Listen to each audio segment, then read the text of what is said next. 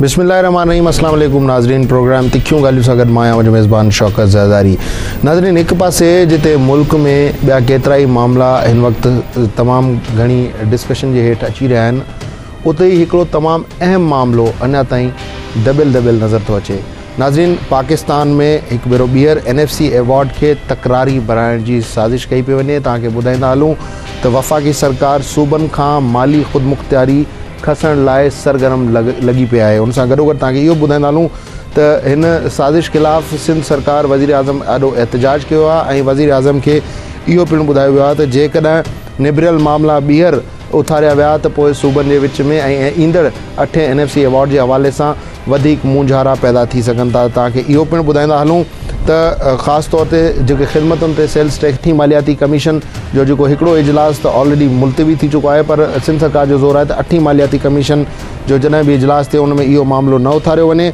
ऐं तव्हांखे इहो पिणु ॿुधाईंदा हलूं त इन सॼे साल दौरान जेतिरा महीना गुज़रिया आहिनि, जुलाई 2010 खां पोइ हिन वक़्तु ताईं सिंध सरकार ख़िदमतुनि जी मद में 9 अरब रुपया टैक्स उगाड़ियो आहे, जेको वफ़ाक़ खां मिलंदड़ सेल्स टैक्स जी मद में जेके अमाउंट्स ट्रांसफ़र थींदा हुआ उन जी मद में 50% वधीक आहे। ऐं जेकॾहिं इहो हक़ ॿीहर सूबनि खां खसियो वियो त सूबा हिकु भेरो ॿीहर जेके आहिनि से माली मिसमैनेजमेंट जो शिकार थी वेंदा ऐं इहो इशू अॻिते हली तमामु घणो गरम थींदो नज़र अचे थो। इन इशू ते ई ॻाल्हाईंदासीं। इन हवाले सां ॻाल्हाइण जे लाइ असांखे स्टूडियो में जॉइन कयो आहे मशहूरु इक़्तिसादी माहिर ऐं सिंध जे वॾे वज़ीर जा अॻूणा सलाहकार कैसर बंगाली साहब। कैसर साहब, आपको वेलकम कहूँगा। कल आपने प्रेस कॉन्फ्रेंस तो की, लेकिन वो इतनी धुआंधार प्रेस कॉन्फ्रेंस हमें नज़र नहीं आई, लेकिन बहरहाल आपने फैक्ट्स रखे। क्या समझ रहे हैं कि ये सारे इश्यूज़ अब क्यों आ रहे हैं? पीपल्स पार्टी की गवर्नमेंट ने जो इतना बड़ा क्रेडिट दिया कि जी हमने इतने अरसे के बाद NFC अवार्ड दिया सूबों को, तो एक बार फिर ये मामला क्यों सामने आ रहा है? हमारे सामने बहुत सारे मसाइल हैं, जैसे आपने भी जिक्र किया, और 2000 तकरीरों से मसाइल हल नहीं होते, संजीदगी से उन्हें डील करने पड़ते हैं। आपने साजिश का लफ्ज़ इस्तेमाल किया, मैं नहीं करूँगा ये इस्तेमाल लफ्ज़।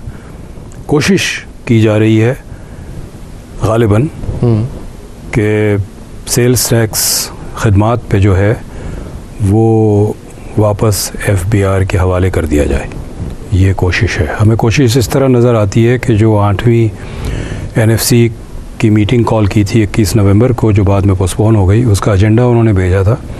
उसमें जो दूसरा आइटम था एजेंडा का वो यही था। सही। और एजेंडे के साथ जो पोजीशन पेपर भेजा था उसकी रिकमेंडेशंस यही थी कि ये अशियाओं पे और ख़िदमात पे टैक्स जो है एक ही एजेंसी को दिया जाए। तो मतलब यही है कि FBR को दिया जाए। अब ये है कि इसकी तारीख़ अगर आप देखें, 30 नवंबर 2009 को हमने ग्वादर में एक तारीख़ी मुआहदा पे दस्तखत किया। वज़ीर आज़म उसको प्रिसाइड कर रहे थे, चारों चीफ़ मिनिस्टर थे, हमने वहाँ दस्तखत किया, सारी चीज़ें तय हुई, मुश्तरका मतलब मुत्तफ़िक़ तौर पे हर चीज़ तय हुई। पहला जो प्रेसिडेंशियल ऑर्डर आया NFC अवार्ड को लीगल कानूनी शक्ल देने में, वो आया मार्च में, और उसमें एक अहम शिक जो थी क्लॉज 12 12वां नंबर की जो शिक थी ग्वादर के एग्रीमेंट की, वो गायब थी। और उसका ताल्लुक GST सर्विसेज से था, जिसमें लिखा था कि कोई सूबा अगर ख़ुद कलेक्ट करना चाहे तो कर सकते हैं। सही। 3 महीने की हमने कोशिश की, चीफ़ मिनिस्टर ने भी बड़ी भाग दौड़ की, मैंने भी की, मैं काफ़ी इस्लामाबाद में रहा, लॉ मिनिस्ट्री में बैठ के बाकायदा उसकी वर्डिंग लिखवाता था। तो मई में दूसरा सदारती ऑर्डर आया जो सही था, उसमें करेक्ट था। उसके फ़ौरन बाद एक बात शुरू हुई कि ये वैट मोड में या RGST मोड में तो 2 अलग इदारे कलेक्ट कर ही नहीं सकते, तो एक ही इदारे को करना है। अब इत्तेफाक से मैं इकोनॉमिस्ट हूँ और कुछ टैक्सेशन के बारे में भी जानता हूँ, तो हमने उनको बताया कि ये जो मुश्तरका काम जो करना है वो इनपुट एडजस्टमेंट का है। इनपुट एडजस्टमेंट का मतलब ये है कि जो एक टैक्स दे के बाद में हुकूमत से वापस रिबेट लेते हैं, रिफ़ंड लेते हैं, वो टैक्स जमा करना और वापस करने का जो सिलसिला है वो एक ही इदारे को करना चाहिए, 2 इदारे नहीं कर सकते हैं। लेकिन कलेक्शन 2 इदारे कर सकते हैं। सही। कलेक्शन एक इदारे की ज़रूरी नहीं है। तो हमने उनको बताया ये कैसे हो सकता है, और उनके जो माहिरीन थे उन्होंने तस्लीम की इस बात को कि सिंध का जो प्रपोज़ल है ये वर्केबल है, सही, इस पे अमल हो सकता है। ठीक, लेकिन सर अभी जो इशू आ रहा है कि जी IMF को भी कोई ख़त लिखा गया है फाइनेंस मिनिस्ट्री की तरफ से, और उस ख़त में ये बयान मतलब उन्होंने ये फरमाइश की है कि जी हम अपने इन सारे इश्यूज़ को बेहतर करेंगे, GST कलेक्शन या टैक्स कलेक्शन, टैक्स बेस का जो एक बहुत बड़ा इशू था कि IMF कह रहा था कि जी आप अपनी फाइनेंशियल मिसमैनेजमेंट पे कंट्रोल करें। तो क्या ये ज़रूरी है कि दोबारा यही मसला FBR के हवाले कर दिया जाए, और यहाँ पे जो प्रोविंसेस ने बोर्ड्स कायम कर दिए टैक्स कलेक्शन के लिए, लोगों को जॉब्स मिल गई, इदारे कायम हुए, अखराजात हुए, तो फिर क्या ये सब ऐसे हवा में उड़ा दें? सिर्फ ये नहीं है कि बोर्ड बन गया और हमने लोग हायर किए हैं, अखराजात हुआ है, ये बोर्ड इंतहाई कामयाबी के साथ काम कर रहा है। सही, आप 5 महीने में 9 अरब रुपए जमा किए हैं, जबकि मुकम्मल तौर पे ये काम ट्रांसफ़र भी नहीं हुआ है। सही, क्योंकि अभी तक वफाक की हुकूमत ने फेडरल एक्साइज ड्यूटी खिदमात से विड्रॉ नहीं की है जो उनको करनी है। सही, और जिसके लिए चीफ मिनिस्टर ने भी ख़त उनको लिखा था, प्राइम मिनिस्टर को, मैंने फाइनेंस मिनिस्टर को ख़त लिखा था, SRB के चेयरमैन ने FBR के चेयरमैन को ख़त लिखा है कि आप पे ये लाजिम है कि आप FED विड्रॉ करें। सही, ये लाजिम इस तरह है कि एक तो ग्वादर के एग्रीमेंट में ये था, ऊपर से वो लीगल हो गया ना, जून की बजट स्पीच में ये जिक्र था कि इसको विड्रॉ करेंगे, और FBR के वेबसाइट पे भी है कि विड्रॉ करेंगे, लेकिन नोटिफिकेशन नहीं इशू किया। सही, तो हम उनको कह रहे हैं आप विड्रॉ करें, जब वो विड्रॉ कर लेंगे तो हमारी जो कलेक्शन है सिंध रेवेन्यू बोर्ड की वो मज़ीद बेहतर होगी। सही, अब मतलब हम औसतन 50% ज़्यादा कलेक्ट कर रहे हैं जो FBR हमें ट्रांसफ़र करता था। सही, ठीक है ना। इसका मतलब ये है कि हमें इससे अंदाज़ा लग रहा है कि इतने सालों में कितने सिंध के वसाइल दूसरे सूबों में ट्रांसफ़र हुए हैं। सही, लेकिन हम वो बात नहीं उठाते, हम कोई डिस्क्रिमिनेशन इस किस्म की बात नहीं करते हैं कि हमारे पुराने पैसे वापस करो, हम कोई बात नहीं कहते। हम सिर्फ ये कहते हैं कि जो मुआहदा हो गया है, उस जो चीज़ें सेटल्ड है, जिस पे फैसला हो गया, उसको दोबारा आप ना उठाएं। सही, जहाँ तक मिसमैनेजमेंट है या फिस्कल टारगेट्स मीट करने हैं, IMF को खुश करना है, वो सारी चीज़ें अपनी जगह ठीक है, लेकिन सारा बोझ जो है इन तमाम चीज़ों का ये सेल्स टैक्स पर ही आएगा। सही, क्या इनकम टैक्स में कोई बेहतरी नहीं हो सकती है? वेल्थ टैक्स नहीं दोबारा लगाया जा सकता जो शौकत अजीज़ ने हटा दिया था अमीर लोगों को खुश करने के लिए? तो ये सारा जोर जो है वो इसी टैक्स पे आएगा, और यही उनका मौक़िफ़ रहेगा कि अगर सिंध अपना हक छोड़ दे तो पाकिस्तान के माली हालात बेहतर हो जाएंगे। सही, ये मैं तस्लीम करने को तैयार नहीं हूँ। मैंने साजिश इसीलिए कहा क्योंकि आपने उसको आगे चल के प्रूव कर दिया कि जब प्रेसिडेंट साहब के पास वो ड्राफ्ट आया था तो उसमें से क्लॉज नंबर 12 आपने कहा कि वो माइनस थी, उसमें थी ही नहीं। तो क्या समझते हैं कि ये सिर्फ़ और सिर्फ सिंध के हुकूक या सिंध के वसाइल को जो है वो इधर से उधर करने के लिए किया जा रहा है, या इसमें कोई जेन्युइन दलाइल भी दिए गए हैं सिंध हुकूमत को? दलाइल तो उन्होंने दिए हैं, लेकिन मेरे नज़र में जी मेरे नज़र में वो जेन्युइन नहीं है। उनकी नज़र में जेन्युइन हो सकते हैं, मेरे नज़र में जेन्युइन नहीं है, क्योंकि हमने वो कहते हैं कि जी हमें टैक्स GDP रेशियो बढ़ाना है, बिल्कुल बढ़ाना है, लेकिन टैक्स GDP रेशियो सिर्फ वफाक की टैक्स कलेक्शन पे तो मबनी नहीं है। वो तो चारों सूबों की जो टैक्स कलेक्शन है उसमें भी वो शामिल किया जाता है टैक्स GDP रेशियो बनाने में। बिल्कुल, अगर हम टैक्स कलेक्ट करेंगे या वफाक करें, बात तो एक ही है उस हवाले से। और हमने ये साबित किया है 5 महीने में कि हम FBR से ज़्यादा बेहतर कारकर्दगी कर सकते हैं। अभी FED नहीं हटाया है, और कुछ प्रोसीडरल मसले हैं जो पिछले हफ्ते मीटिंग हुई थी SRB और FBR की, उन्होंने तय हो गया है कि ये हल कर देंगे। प्रोसीडरल इश्यूज़ थे, ठीक है, तो वो सारे हल हो जाएं और FED को विड्रॉ कर दिया जाए तो हमारी रेवेन्यूज़ तो और भी बढ़ेगी। लेकिन ये ऐड होगा टोटल रेवेन्यू में और टैक्स जीडीपी रेशियो से इम्प्रूव होगा। क्या समझते हैं कि जिस तरह का इस वक्त पॉलिटिकल सेटअप है, अगर हम देखें वफाक में भी पीपल्स पार्टी के प्राइम मिनिस्टर हैं, प्रेसिडेंट भी पीपल्स पार्टी के हैं और सिंध में हुकूमत भी पीपल्स पार्टी की है मेजॉरिटी के साथ, क्या सिंध हुकूमत ये प्रेशर्स बर्दाश्त कर पाएगी अगर प्राइम मिनिस्टर साहब या प्रेसिडेंसी से कुछ प्रेशर आता है? आपको क्या लग रहा है? देखिए, दिसंबर 30 को एग्रीमेंट साइन हुआ ग्वादर में, मई में फाइनल प्रेसिडेंशियल ऑर्डर आया। हम तो बाहक थे कि हम 1 जुलाई से कलेक्शन शुरू कर दें, 1 जुलाई 2010। सही। लेकिन हमने नहीं किया, हमने 1 जुलाई 2011 से कलेक्शन शुरू की। 1 साल पूरा इंतज़ार किया। वो सिर्फ इसलिए इंतज़ार किया कि प्रेसिडेंट ने हमें कहा कि यकतरफ़ा फ़ैसला नहीं करना, सबको मिला के चलो। सही। तो हमने पूरा साल 10 महीने बाकी सूबों के साथ और वफाक के साथ बड़ी मुश्किल और तवील नेगोशिएशंस की है। मुश्किल नेगोशिएशंस होती थी। सही। और हमने एक एग्रीमेंट साइन किया जिसे हम रिकॉर्ड नोट कहते हैं। सही। अब वो अगर कहते हैं कि जी ये सारा ख़त्म करो और वापस हमें दे दो, तो वो तो फिर सारा हम किस लिए बात कर रहे थे? क्या समझ? और ये मेरा नुक्ता है कि IMF, budget deficit, fiscal management, ये सारी चीज़ें आइन से ज़्यादा ऊपर है क्या, या आइन हमारे ऊपर हावी है? सही। आइन कहता है कि ये सूबाई टैक्स है। सही। लेकिन जैसे मेरा भी थोड़ा बहुत इकोनॉमिक्स के साथ एक वास्ता रहा है, तो उसी सिनेरियो में आपसे सवाल करना चाहूँगा, जो टैक्सेस सूबे कलेक्ट करेंगे या जो टैक्सेस FBR कलेक्ट करेगी, जब मुल्क की पूरी एक बैलेंस शीट बनती है तो उसमें तो ये सारी चीज़ें रिफ्लेक्ट करेंगी। फिर आपको लग रहा है कि कोई इस चीज़ को फिर भी मैं साजिश ना कहूँ? नहीं, मैं यही कहा ना कि जब टैक्स जीडीपी रेशियो कैलकुलेट करते हैं तो तमाम सूबाई और वफाकी टैक्स को मिला के कैलकुलेट करते हैं। क्योंकि IMF ने पैसे तो देखने नहीं ना जी, FBR के ख़जाने में कितने पड़े आके वो अकाउंट में जाके देखने। बिल्कुल। तो फिर भी ये साजिश ना कहें हम? मैं तो नहीं इस्तेमाल करूँगा साजिश का लफ्ज़, चूँकि वफाकी हुकूमत में हमें कोऑपरेशन भी मिलती है। ठीक। हमारे साथ भी हैं। FBR के चेयरमैन जो हैं, वो जो NFC के दौरान फाइनेंस सेक्रेटरी थे, उनका एक बड़ा मुस्बत रवैया उस वक्त भी था, अभी भी है। लेकिन और लोग हैं जो बीच में मसाइल पैदा करते हैं, लेकिन ये मैं नहीं कहूँगा कि वफाकी हुकूमत साजिश करती है। सही। लोग हैं, लेकिन प्रेसिडेंट की हमारे कुछ जो स्कीम्स, कुछ जो डेवलपमेंट के हवाले से या डिविजिबल पूल से जो पैसा आना था फेडरल गवर्नमेंट से, उसके हवाले से भी कोई आई थिंक 74 बिलियन रुपीस के कुछ प्रोजेक्ट्स हैं जो स्कीमें हैं वो ख़त्म कर दी गई हैं। तो अब उनके लिए क्या फार्मूला होना चाहिए?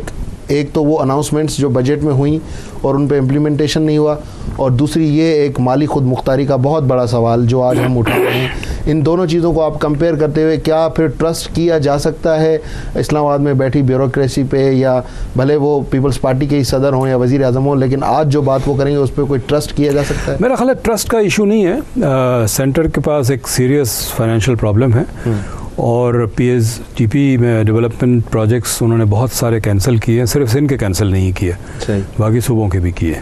ठीक। तो अब ये हम कोई कह सकता है कि सिंध के ज़्यादा किए या पंजाब कह सकता है हमारे ज़्यादा किए, लेकिन तमाम सूदों को कैंसिल किए। ये हमें थोड़ी तशवीशनाक बात लगी है। मैं जब गवर्नमेंट में था उस वक्त भी मैंने ये रेज़ किया था कि जब NFC के मुज़ाकरात हो रहे थे, शौकत तरीन साहब फाइनेंस मिनिस्टर थे, और उसी वक्त रज़ा रब्बानी साहब की कमेटी भी मीट कर रही थी कॉन्स्टिट्यूशन के हवाले से, और बात हो रही थी कि कॉन्करेंट लिस्ट अबॉलिश हो जाएगी। तो हमने उसको 4-5 दफ़ा इस दौरान पूछा था कि जब कॉन्करेंट लिस्ट अबॉलिश हो जाएगी, वो डिपार्टमेंट्स हमारे पास आएंगे तो उसका क्या होगा? उन्होंने हमें कहा था कि ये बजट के साथ ट्रांसफ़र होगा। सही। लेकिन जब NFC के बाद जब ये मिनिस्ट्रियाँ ट्रांसफ़र होने लगी तो हमें कहा गया कि NFC में आपको इजाफी पैसे मिल गए, तो ये आप बस ले लें, पैसे कोई नहीं मिलेंगे। सही।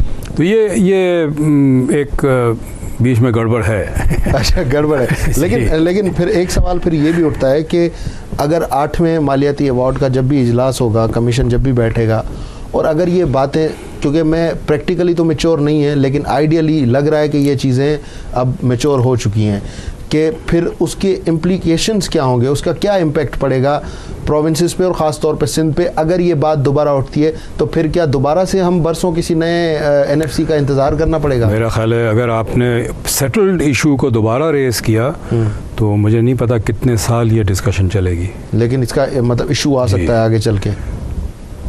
देखिए आने को तो आ सकता है, लेकिन मुझे यकीन है कि इस्लामाबाद में भी जो लोग बैठे हैं ज़िम्मेदार हैं और ज़िम्मेदारी से काम करेंगे। सही। अभी तक तो कोई मीटिंग चूँकि हुई नहीं है, हमारे फेस टू फेस कोई इशू रेज़ नहीं हुआ है, तो हम देखते हैं कि उनका क्या स्टैंड है इसके ऊपर। हम सिर्फ ये चाहते हैं उन कहना, कल मेरी जो प्रेस कॉन्फ्रेंस थी उसमें समझ ले, अपील समझ ले, वफाकी ख़जाना की जो मिनिस्ट्री है उसको कि सेटल्ड इश्यूज़ को रेज़ ना करें। सही। हमें पता है वफाक को माली मसाइल हैं और अगर किसी तरह से सूबे मदद कर सकते हैं तो हम ज़रूर करेंगे। सही। लेकिन ये जो कॉन्स्टिट्यूशनल इश्यूज़ हैं और सेटल्ड इश्यूज़ हैं इसको रेज़ ना करें। मगल साहब ब्रेक लेंगे और ब्रेक के बाद इस बात को हम आगे बढ़ाएंगे। नाज़रीन प्रोग्राम टाइम ते हिकिड़ी शॉर्ट ब्रेक जो ब्रेक खां पोइ जॾहिं असां वापसि ईंदासीं त बंगाली साहब खां पुछंदा थी, हिकु पासे सिंध जेका आहे उहा गुज़िरियल 2 सालनि खां ॿोॾि जे वर चढ़ियल आहे ऐं साॻी वक़्तु वफ़ाक़ी सरकार जेका आहे सिंध खे जेको कुझु हिकिड़ो साह खणण जो मौक़ो मिलियो हो टैक्स कलेक्शन जी मद में, उहो मौक़ो वरी वापसि वठण थी चाहे। इन हवाले सां असां ॻाल्हाईंदासीं। Stay tuned and keep watching our show.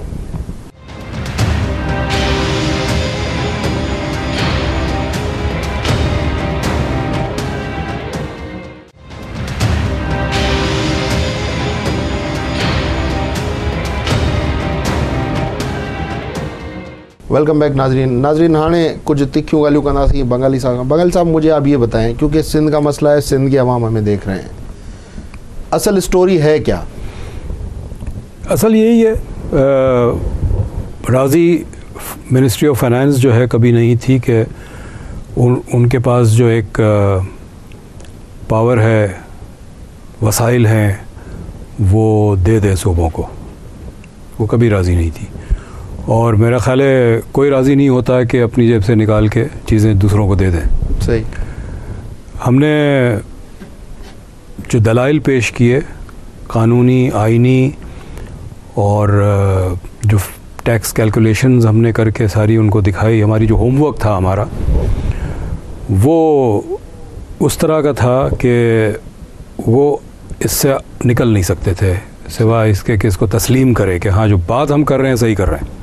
मतलब इस बार सिंध सरकार की टीम ने फंसा दिया। जी, हमारी बहुत अच्छी तैयारी थी, बहुत अच्छी।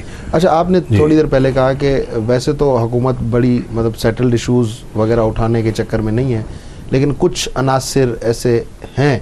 नहीं, देखें बात ये कि ये जो एजेंडा आया है ये मिनिस्ट्री ऑफ फाइनेंस की तरफ से आया है, तो अब इसमें हमें कोई गर्ज नहीं है कि कौन से अनासिर है कौन से अनासिर नहीं है। ये मिनिस्ट्री ऑफ फाइनेंस की तरफ से आया है और हम तो मिनिस्ट्री ऑफ फाइनेंस से बात कर रहे हैं ना। सिंध हुकूमत को क्लियर कट ये कहा गया है कि जी आप जीएसटी ऑन सर्विसेज से दस्तबरदार हो जाएं उनकी कलेक्शन से, या कुछ और बातें भी मजीद कही गई? वो ऐसा है कि एजेंडा पे डाल दिया, एजेंडा पे डालना ही तशवीशनाक है। हमने ग्वादर में तय किया, प्रेसिडेंशियल ऑर्डर निकल गया मई में। सही। साल लगा के हमने जो इसके जो दूसरे इश्यूज़ थे इसके साथ लगे हुए हैं वो सारे तय किए, अब फिर एजेंडा पे रख रहे हैं, तो यही तशवीशनाक है। उसके साथ जो उन्होंने पोजीशन पेपर दिया है उसकी जो कंक्लूजन है उसमें ये लिखा है कि ये दोनों टैक्स एक एजेंसी कलेक्ट करे, तजवीज़ है ये।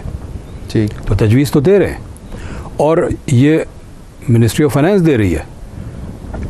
हमें इससे कोई गर्ज नहीं है कि इस मिनिस्ट्री ऑफ फाइनेंस में कौन किसने लिखा या किसने नहीं लिखा, अफराद से हमें कोई मतलब नहीं है। जो इदारा है, जो वजारत है, वो हमें लिख रही है कि इसको डिस्कस करना है और उनकी तजवीज़ ये है कि ये एक ही एजेंसी को दिया जाए। चले, सिंध सरकार तो हमें नहीं लग रहा कि एग्री हो जाएगी। जी, चीफ मिनिस्टर ने ख़त लिखा है प्राइम मिनिस्टर को कि ये हम नहीं हमें तस्लीम है, और मैंने जो प्रेस कॉन्फ्रेंस की है उसका मकसद ये था कि मैं समझता था कि आवाम को कॉन्फिडेंस में लेना ज़रूरी है, बताना ज़रूरी है कि ये एक इशू अगली मीटिंग में आएगा। सही। लेकिन मेरा सवाल आपसे ये था कि चलें ये इशू तो हो गया, अब रेज भी हो गया, लेकिन अगर सिंध सरकार किसी बंद कमरे में कोई बहुत बड़ा प्रेशर आ जाता है, जैसे माजी में भी आते रहे सर, इससे तो आप इत्तेफाक करेंगे, बंद कमरे में अगर कोई प्रेशर आता है तो उसके बाद फिर सिंध सरकार को किस किस्म की हिकमत अमली जो है वो, ये तो स्पेकुलेटिव है इशू। पूरे 5 महीने में एनएफसी के दौरान कोई प्रेशर कहीं से नहीं आया। सही। फ़ोन भी नहीं आया। ये भी नहीं है कि कभी कहीं मीटिंग में मुलाकात हो गई तो साइट पे ले जाके कह दिया कि हाथ हल्का रखो, कोई ऐसा प्रेशर नहीं आया। सही। और मुझे यकीन है कि प्रेशर नहीं आएगा। एक तरफ अगर प्रेसिडेंट ने हमें कहा कि एक तरफा फ़ैसला नहीं करो, सबको लेके चलो, लेकिन जो प्रेसिडेंशियल ऑर्डर का सब्जेक्ट था उस पर प्रेसिडेंट और प्राइम मिनिस्टर जो है वो बहुत नाराज़ थे, प्राइम मिनिस्टर भी, कि ये कैसे हो सकता है कि एक अग्रीमेंट साइन होता है और ये किसने किया कि ये अपनी मर्ज़ी से एक क्लॉज निकाल दिया। सही। और उनका प्रेशर था तभी तो जाके प्रेसिडेंट की तरफ से दूसरा ऑर्डर साइन हुआ। आप क्या समझते हैं, अगर ये 2 एजेंसीज कलेक्ट कर रही हैं तो इसमें क्या कुछ मसाइल पैदा हो रहे हैं, क्या हो रहा है? क्योंकि आपने जैसे शुरू में कहा ना कि जी वो सिर्फ रिटर्न्स और जो ट्रांसफ़र्स का इशू होता है या रिबेट्स का जो इशू होता है, तो मतलब आप किसी को वापस कर देते हैं, टैक्स कलेक्ट किया फिर वापस कर दिया, तो इसमें क्या इशू? देखिए, पहले तो ख्याल था, उनका ख्याल था कि मसाइल पैदा होंगे, FBR का, फाइनेंस मिनिस्ट्री का। हमारा ख्याल था कि नहीं होंगे, लेकिन अब तो 5 महीने का तजुर्बा है। सही। और इस 5 महीने में कोई मसाइल पैदा नहीं हुए। हम कलेक्ट भी कर रहे हैं, इनपुट एडजस्टमेंट भी दे रहे हैं, क्योंकि हम डेटा शेयर करते हैं FBR के साथ। सही। हमारी जो कलेक्शन होती है हम FBR को इन्फॉर्म कर देते हैं कि इस कंपनी ने इतने पैसे दिए हैं। सही। और हमारा तय है कि FBR अगर उनको रिफ़ंड कर देती है तो सिंध गवर्नमेंट FBR को रीइंबर्स कर देगी, वापस दे देगी वो पैसे। सही। अगर हमने किसी के 100 रुपये कलेक्ट किए हैं और उस टैक्स के 10 रुपये FBR ने उस कंपनी को वापस किए हैं, तो हम FBR को 10 रुपये वापस कर देंगे। सही। ये FBR के साथ हमारा रिटर्न अग्रीमेंट है। लेकिन सिंध के लोग जो फ्लड अफेक्टेड हैं, अभी जैसे आपने उनको बताया कि जी ये 9 अरब रुपए हमने 50% ज़्यादा कलेक्ट किए हैं जो हमें वफाक से आते थे, तो डू यू थिंक कि सिंध के अवाम जो है वो इस फैसले को, जो कि इवन वफाकी सरकार ही कर रही है या वफाकी गवर्नमेंट कर रही है या इस तरह की तजवीज़ें आ रही हैं, एजेंडा में चीज़ें शामिल हो रही हैं, तो डोंट यू थिंक कि सिंध के अवाम की तरफ ये एक पॉजिटिव मैसेज जाएगा गवर्नमेंट का और गवर्नमेंट को इस पर सोचना चाहिए? देखिए, गवर्नमेंट तो सोच रही है, इसीलिए चीफ मिनिस्टर ने ख़त लिखा है। मतलब काम का तरीका यही होता है ना। उनकी तरफ से एक ख़त आया जिसमें एजेंडा था, पोजीशन पेपर था, उसके रिस्पांस में चीफ मिनिस्टर ने ख़त लिखा। सही। क्या समझते हैं जो एनएफसी का जो फैसला हो, जैसे आपने कहा आपने 1 साल इंतज़ार भी किया और फिर आपने 2011 से इसको कलेक्ट करना शुरू किया, जुलाई 2011 से, क्या समझते हैं कि क्या वो सारी चीज़ें जो एनएफसी के ड्राफ्ट में आई थी, जो फाइनल फैसला हुआ था, वो उन सारी चीज़ों पे सिंध हुकूमत ने काम करना शुरू कर दिया है या अभी आहिस्ता आहिस्ता सारी चीज़ों को कवर किया जा रहा है? इस हवाले से जो सिंध हुकूमत को काम करना था, जो एक तो GST सर्विसेज का था जिस पे काम शुरू कर दिया, 5 महीने से कामयाबी से चल रहा है और ये बहुत एक एफिशिएंट इदारा है। FBR के 33,000 मुलाजमीन है। ठीक। SRB के फुल एम्प्लॉयमेंट पे 117 एम्प्लॉयज़ होंगे, इस वक्त 50 से भी कम है। ठीक। हम SRB के टैक्स ऑफिसर्स जो है दफ्तरों में जाके कटकटा के उनको हैरेस नहीं करते। हमारा सारा सिस्टम कंप्यूटराइज्ड है। ठीक। कंप्यूटर से वो टैक्स जमा कराते हैं, कंप्यूटर से बात करते हैं। सही। फेस टू फेस बात नहीं होती है कि कोई फिर करप्शन तो कोई करप्शन का हो सकता है। तो हमने एक ऐसा इदारा बनाया है जो बहुत एफिशिएंट है और ये इदारा डायरेक्टली चीफ मिनिस्टर के अंडर है। सही। और चीफ मिनिस्टर बहुत तवज्जो देते हैं इसको चलाने में, क्योंकि ये एक फ्लैगशिप है सिंध की।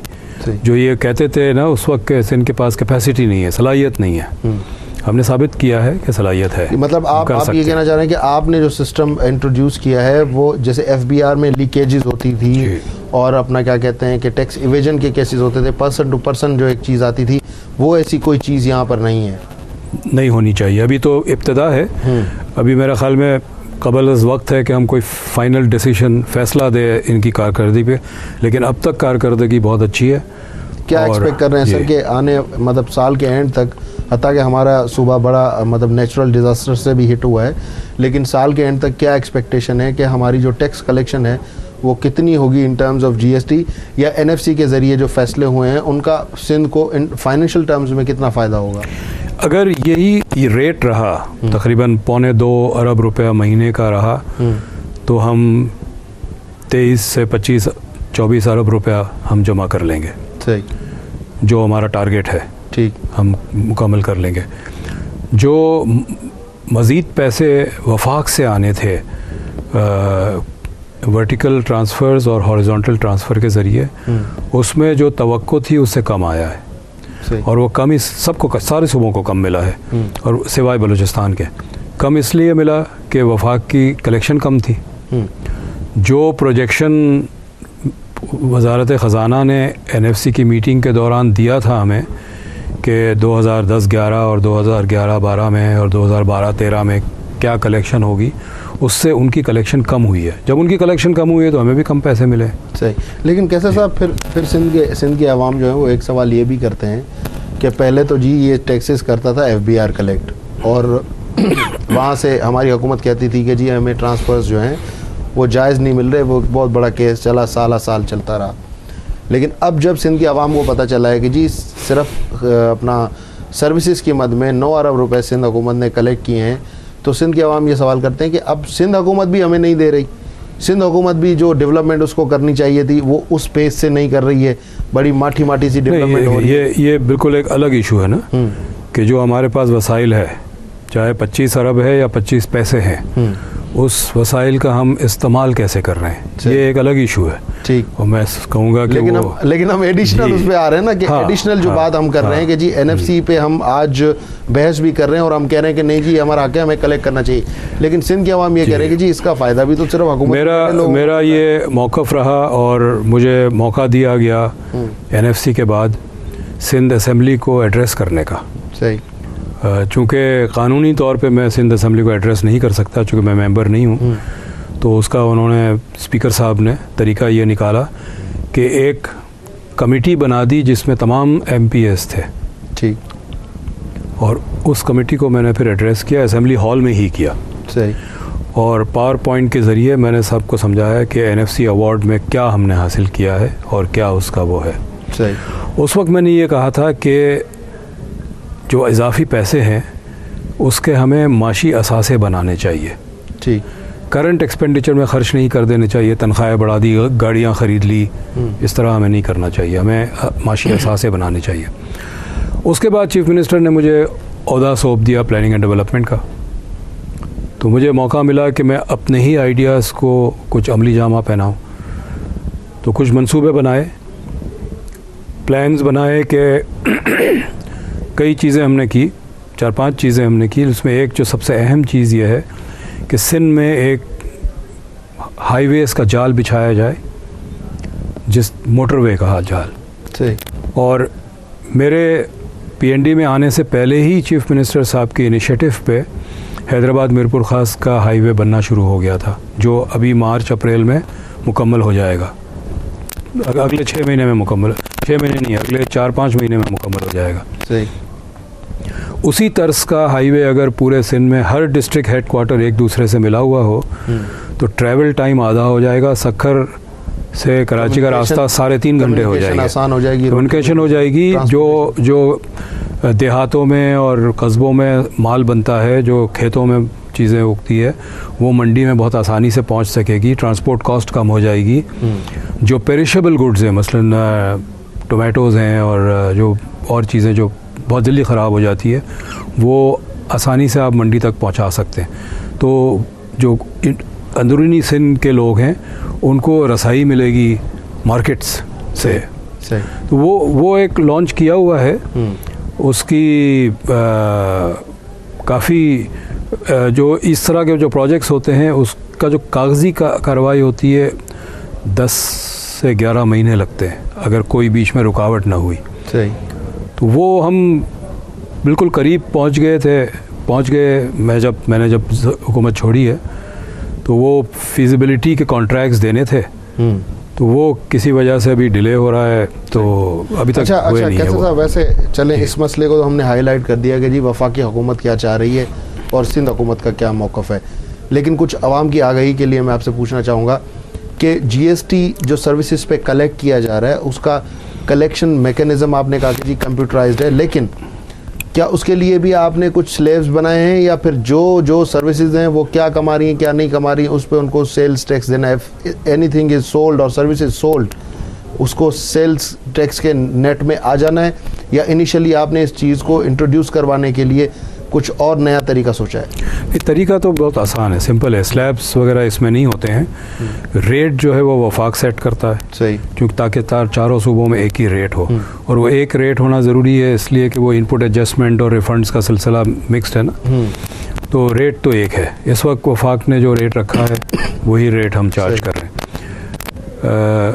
जो लॉ है, हमने जो लॉ पास किया Sindh sales tax service on services act, उसमें एक शेड्यूल है पीछे, उसमें सारे सर्विसेज लिस्टेड है, लिखे हुए हैं, लेकिन हर सर्विस जो लिखा है उस पर टैक्स नहीं जमा होता। वो शेड्यूल में तो है लेकिन वो टैक्सेबल सर्विस नहीं है। टैक्सेबल सर्विस उस वक्त होता है जब बजट में उसमें आप टैक्स लगाते हैं, वो बजट में आता है। कानून एक बना दिया, वो भी प्रोविंशियल बजट में, प्रोविंशियल फेडरल में नहीं, प्रोविंशियल, ठीक, कानून बना दिया। प्रोविंशियल सूबाई हुकूमत को इख्तियार है कि उस पर टैक्स लगाएं।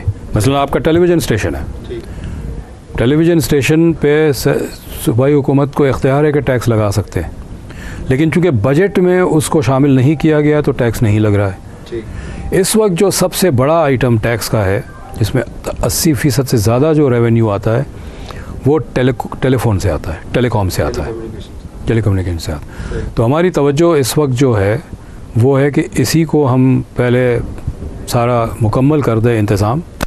आगे बहुत साल पड़े हैं मज़ीद सर्विसेज को लाने का। पे एक बहुत बड़ा इल्ज़ाम जो लगा आ रहा है, पाकिस्तानी हो या अगर हम प्रोविंशियल फाइनेंशियल ऑटोनॉमी की बात करें तो उसमें अगर सूबों की हम बात करें तो एट लार्ज इस कौम पे इल्ज़ाम ये है कि ये कौम पैदाइशी टैक्स चोर है और ये लोग टैक्स जो है ना वो सही तरीके से देते नहीं हैं। अब सिंध हुकूमत जब ये सेल्स टैक्स कलेक्ट करने गई, क्योंकि बहुत सी सर्विसेज ऐसी थी जिन पे टैक्स तो था लेकिन उसका पता नहीं चलता था, वो ब्लैक इकॉनमी की नज़र हो जाता था। तो अब जब आप लोग जा रहे हैं फील्ड में इस टैक्स को कलेक्ट करने, तो आपको मतलब क्या रिएक्शन मिलता है आवाम का? इस पॉजिटिव है या कुछ लोग नाराज़ भी हो जाते हैं? दो बातें मैं कहूँगा। पहले ये है कि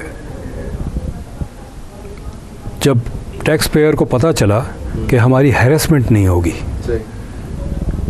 तो वो खुद हमारे पास आए, एसोसिएशंस आई हमारे पास कि हमारे इतने मेंबर्स हैं, इनको आप रजिस्टर कर लें। क्योंकि टैक्स पेयर जो है, मैं एग्री नहीं करता कि चोर है।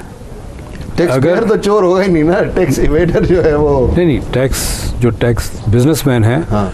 अगर आप उसको जायज़ तरीके से टैक्स ले, हैरेस ना करें, सही, और टैक्स के बदले सर्विसेज दें तो वो टैक्स ज़रूर देगा। आप देखें लोग लाइन लगा के एदी फाउंडेशन के सामने पैसे देते हैं, इसलिए कि उनको ट्रस्ट है उस पर, उनको पता है कि पैसे सही इस्तेमाल होंगे।